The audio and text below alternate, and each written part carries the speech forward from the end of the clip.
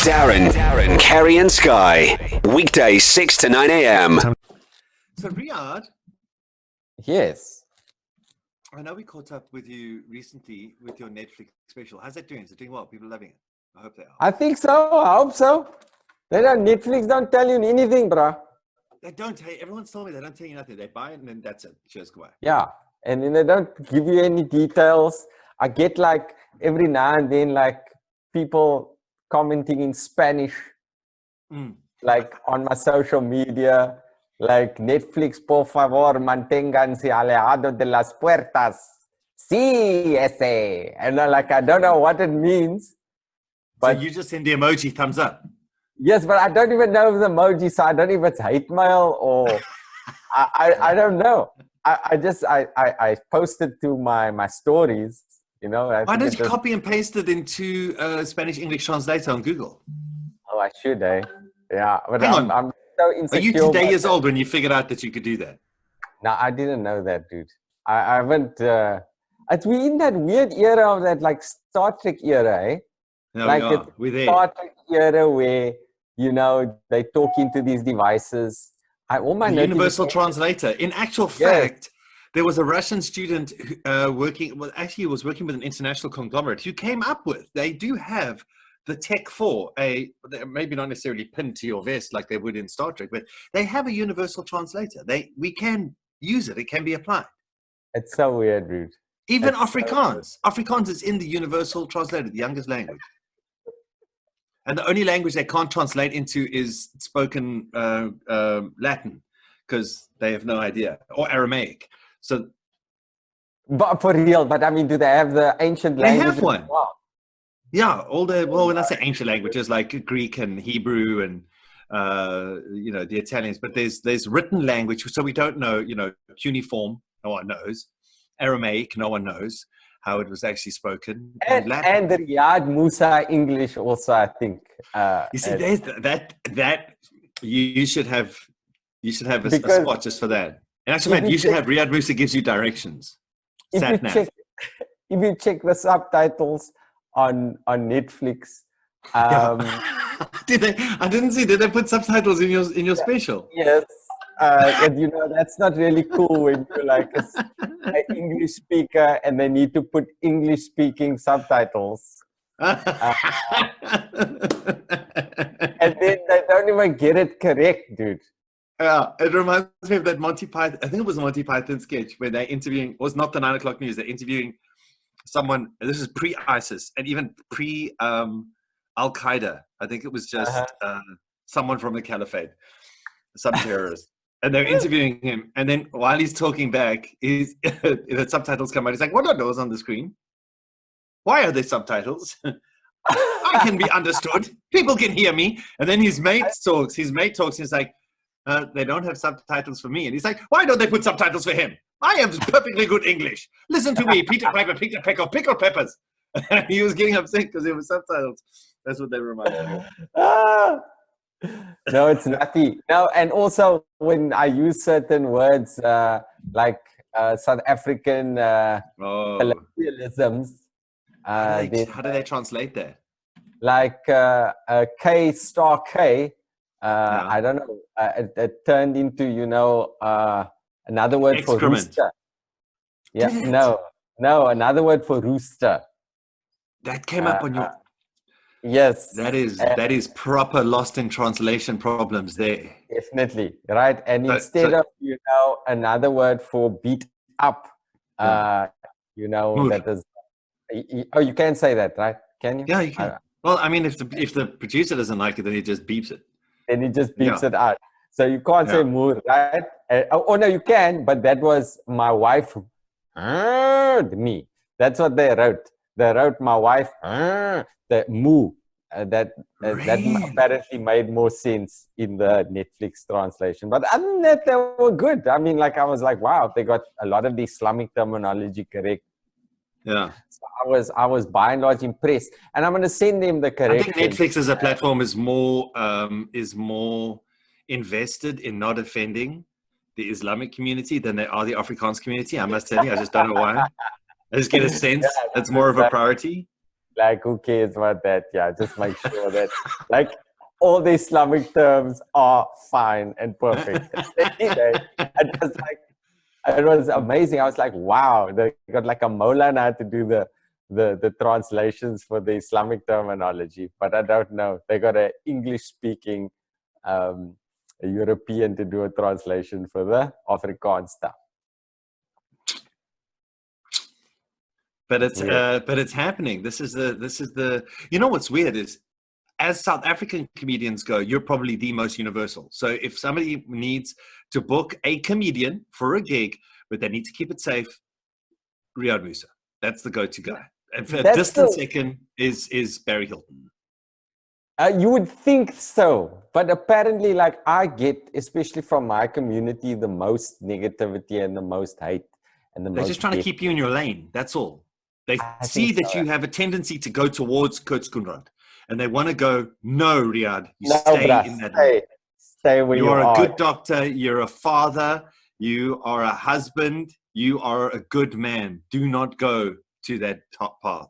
But you understand, Darren, you know, like as you progress with your art form, you just want to get more and more honest, you know, and also the same types of jokes and the same ideas don't become as fulfilling, and you just want to be more honest and more expressive of your internal turmoil and torment, which is a natural result of becoming older, you know. And that gives us a fantastic little segue into your streaming show, because we've covered Netflix, and you're quite right, because this is like, people don't understand this. They go, hang on, why is there a poster of Riaad Moosa? It's going to be a live event, which is the new normal for comedians right now. And I don't like that term, the new normal. I'm sorry. Okay. New abnormal. Abnormal is normal. Abnormal is normal. Riaad, you have to come to terms with the fact you're getting so good at this. You can film your specials, you can do your live shows, you can do everything from that house. So you can parent, you can husband, and you can work from that room. You don't even have to leave. You can have deliveries. You can have deliveries to your house. You could be stuck there from now till forever. Do you get that? That's a reality for you now.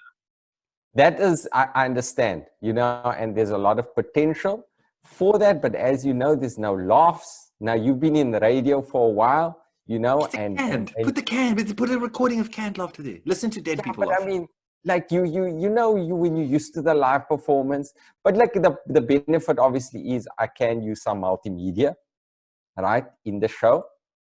That is quite cool. And I can, you know, incorporate my kids into the show. So, but I mean, for the multimedia, can you switch some of your audience on so you can hear them during the show? No, I won't be able to do that. I don't have that capability. You're not there. But I was thinking I'm going to have my kids or my family who's in the house to be my audience. Yeah. And then I see you've been using your children as a crutch for a while now, and I wanted to address you. I wanted to address that. I don't think it's. I think it's you're treading on a human rights issue here. You're calling me out here for my exploitation. I think you're exploiting your children. I am, dude. But like it could be much worse. You know, I like a couple of weeks ago. Actually, because we're in the house all the time. I'm like, if we were in China, I would have them work in an iPhone factory.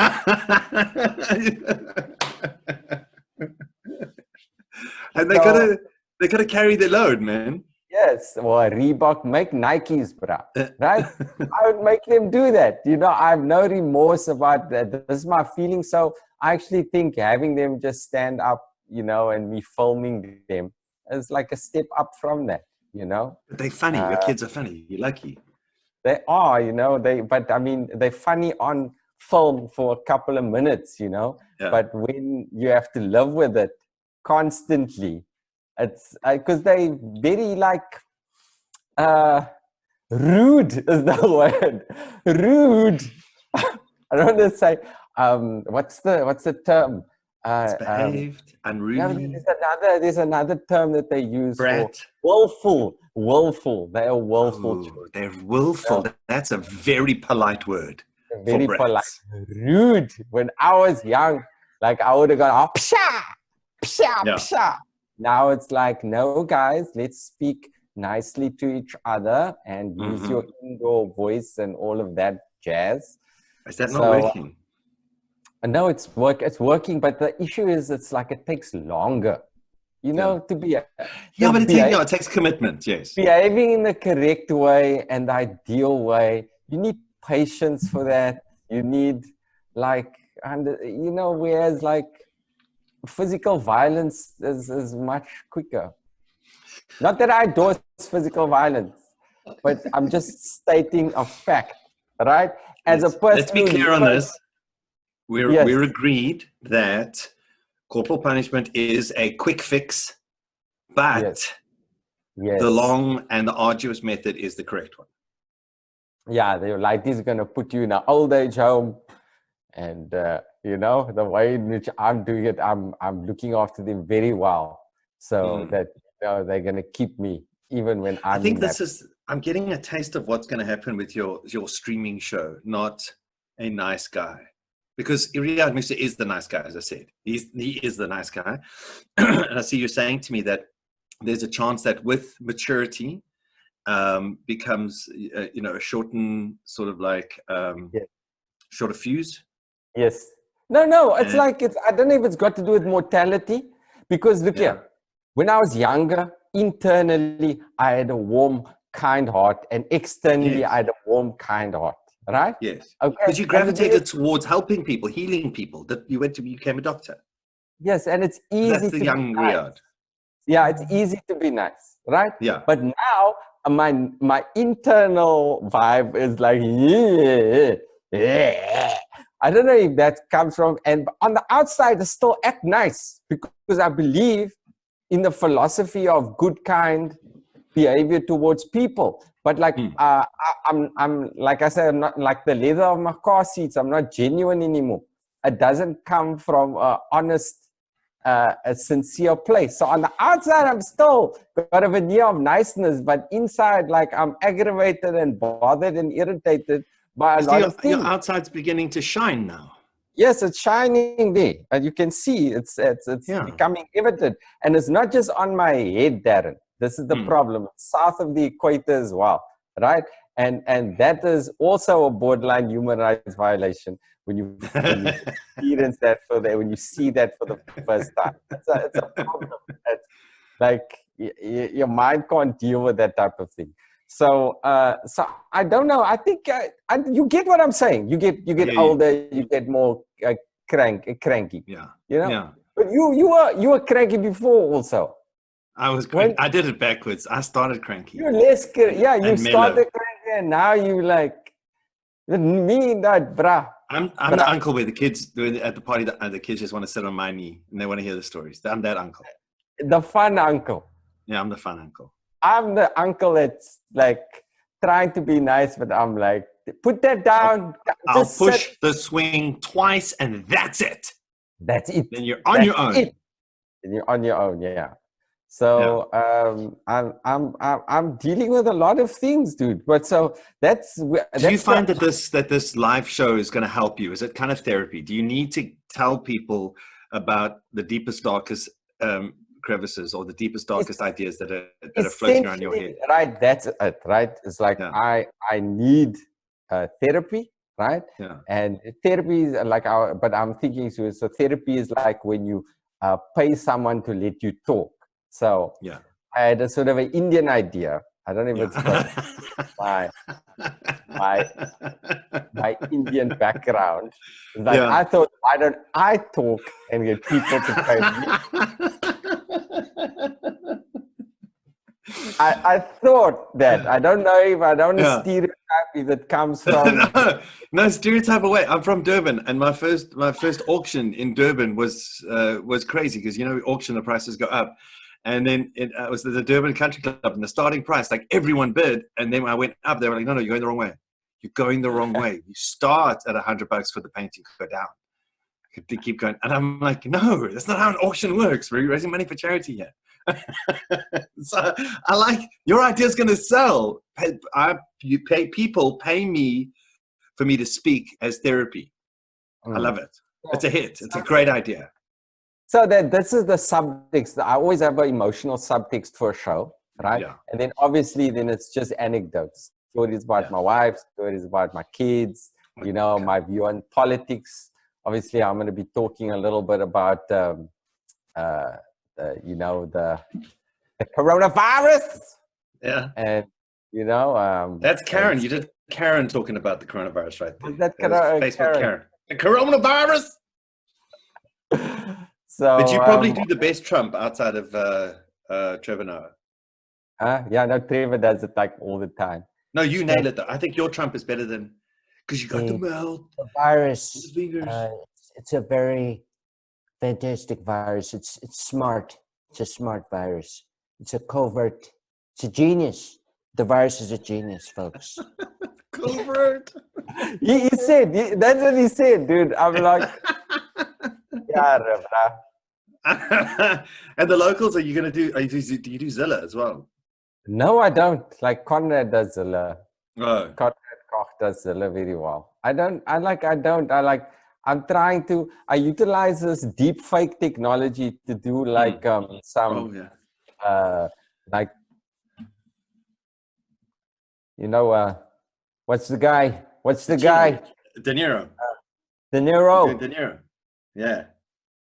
But then with the deepfake, you put your face on there, and it's like absolutely amazing. You know. Have you been doing that? Yeah, dude. You must check out my social. I'll go check it out. I haven't got Morgan Freeman on the thing, bruh. Morgan Freeman is going to be joining my live stream show. Oh, that's fantastic. I can't confirm that the actual Morgan Freeman. Yeah, but it's just as good, right? God, I know. You know the movie, can you hear me? Is this better? From Shawshank Redemption. Yeah. I know what you think it means, Sonny. To me, it's just a made-up word. A politician's word. So young fellas like yourself can wear a suit and a tie and have a job. What do you really want to know? Am I sorry for what I did? Well, are you? Not a day goes by that I don't have regret. Not because I'm in here or you think I should. I look back at the way I was then. That young, stupid kid that committed that terrible crime. I want to talk to him. I want to try and talk some sense to him. Tell him the way things are. But I can't. That kid's long gone and this old man's all that's left. I have to live with that.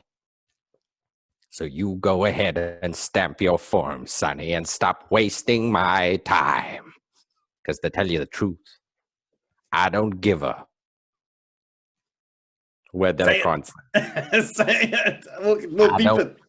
I don't give a shit. I don't know how that came across. Yeah, you nailed it. No, you nailed it. If I close my eyes, I'm watching Shawshank Redemption with Tim Robbins and Morgan Freeman, and they're all there. That's a quiet movie, bruh. Damn, so then I put the face on. I put the face of Morgan Freeman on me, right? But this maybe you can help me with. Is that considered blackface?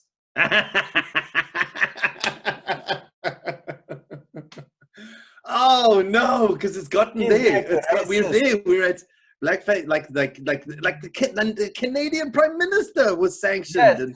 Yes. If I'm doing that, is it considered blackface? Now the issue, you know, obviously with it is when you utilize the underlying issues when you utilize a generic voice, right, for any black person, right, or any Indian person. Right, and then, for example, you put on whoever's face and use a generic voice. That's a problem. So people give you like grace if the impersonation is good, right? Yes. But still, you are treading on a line, in my view. I don't know. Yeah, but are you comfortable enough to do it though?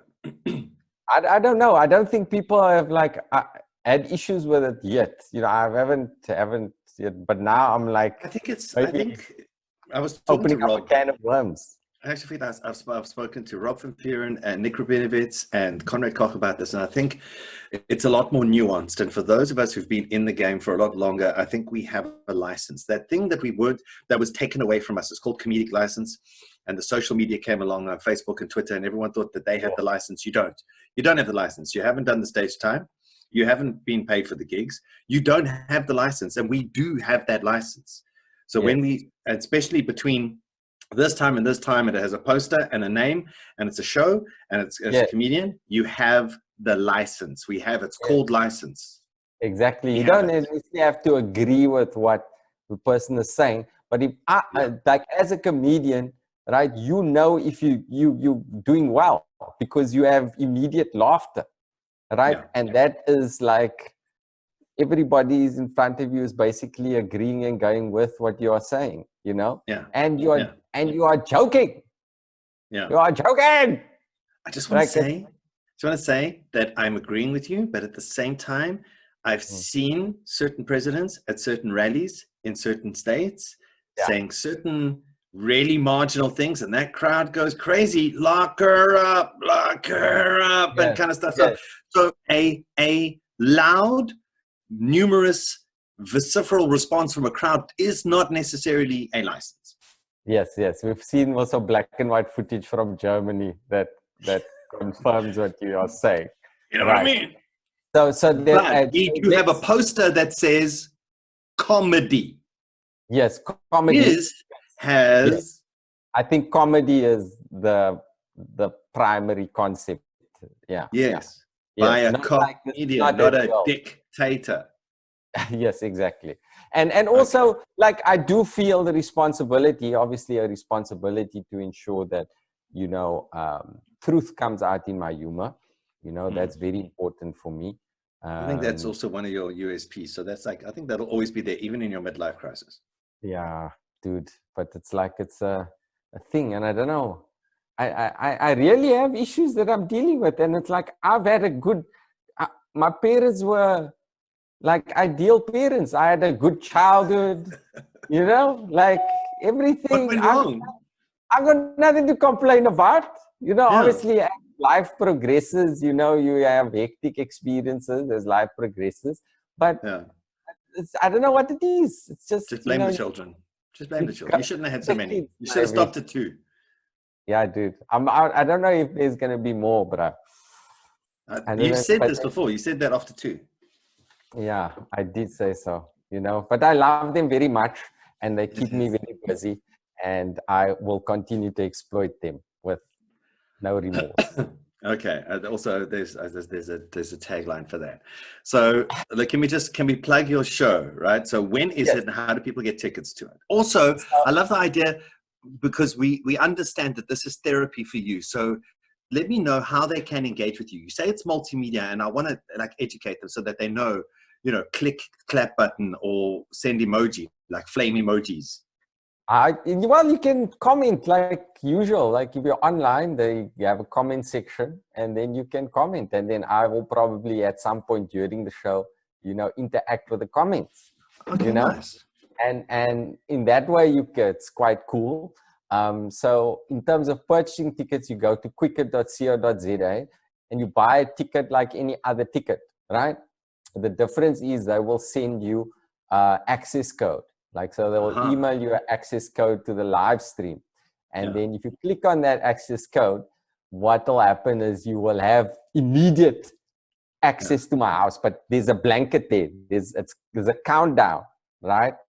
So the countdown timer will go, and then when it reaches 0, I'll open the curtains and do my thing. And then obviously I copy the code and send it to all my friends. Yeah. No. Darren, Keri and Sky. Weekdays 6 to 9 a.m.